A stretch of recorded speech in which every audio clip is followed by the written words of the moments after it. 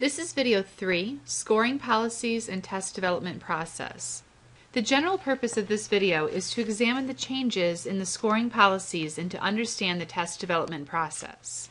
We will next discuss the scoring policies that go along with the 2- and 3-point holistic rubrics. You will need your copy of the rubrics, scoring policies, and practice score sheet packet. On page 2, you will see the 2- and 3-point mathematics scoring policies. Below are the policies to be followed while scoring the mathematics test for all grades. The pre-Common Core scoring policies and scoring clarifications have been reduced from 23 to 12 policy statements for the Common Core based test. Make special note that only the policies in this document may be used when scoring student responses based on the Common Core standards. The old scoring policies do not apply to this year's exams. Policy number 1.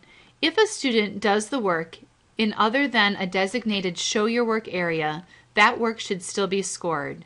Additional paper is an allowable accommodation for a student with disabilities if indicated on the student's individualized education program or Section 504 accommodations plan. Policy 2.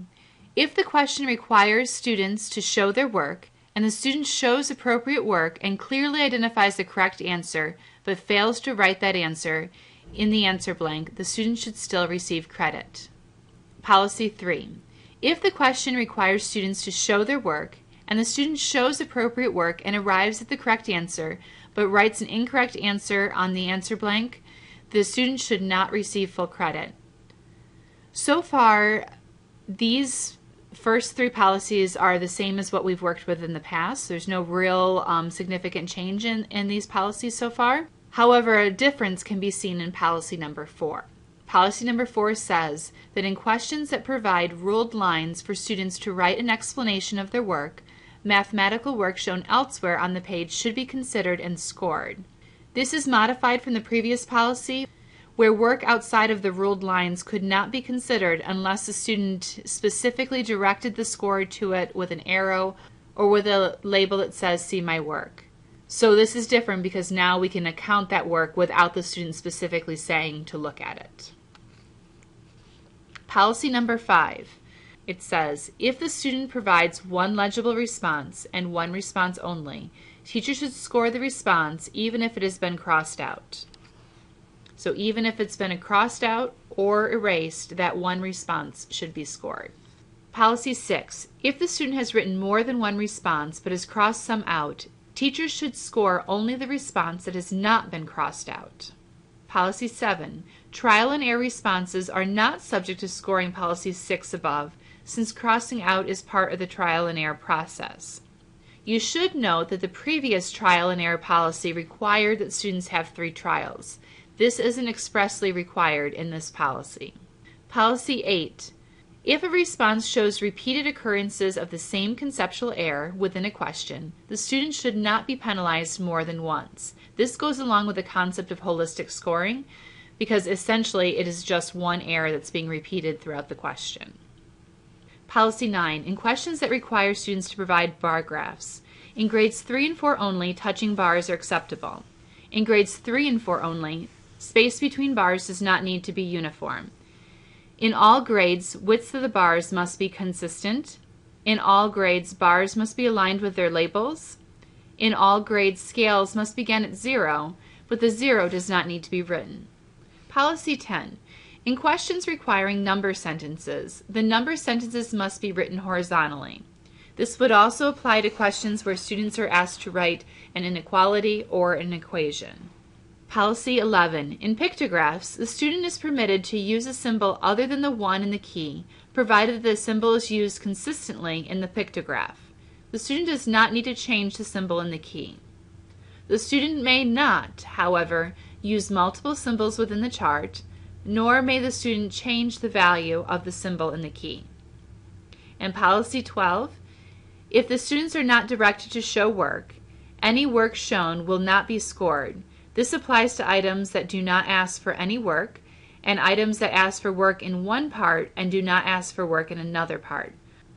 As I had mentioned before, the number of scoring policies have been reduced, and this provides greater flexibility to define the appropriate scores for a question through the guide papers.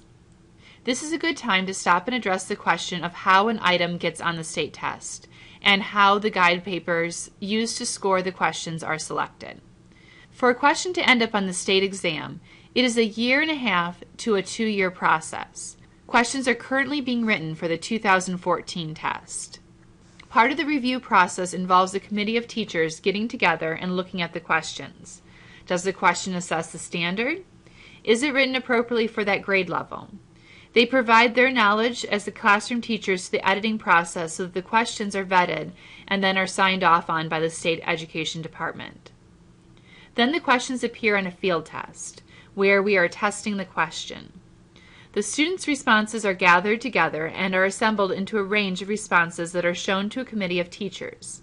So for example, during that range finding process, if we have a committee of 6 teachers and they have a set of papers to score, each response is scored separately by each of those 6 teachers, and then they talk about why they scored the paper the way they did, and eventually they come to a consensus as to what the score for each paper should be. So on this committee of 6, one paper may have originally scored the paper of 0, someone else scored the paper 1, 2, 2, 0, 1. As a committee, they need to come to consensus as to the final score of that paper using the rubric.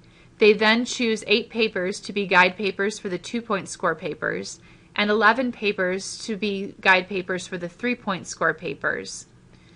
And then those guide papers are reviewed by the State Education Department, and then if approved, those become the guide papers used in scoring. Once those decisions have been made and have been reviewed and signed off by the State Education Department, those decisions are set in stone. We may disagree with the decisions that the committee has made, but they made the decision and that's where it stands. This is a process of the materials that we will be using to score the state test have gone through. There may be some responses in those scoring materials that you personally feel should have a different score. But for consistent scoring across the state, we need to set those opinions aside so that all the students that respond in the same way get the same score.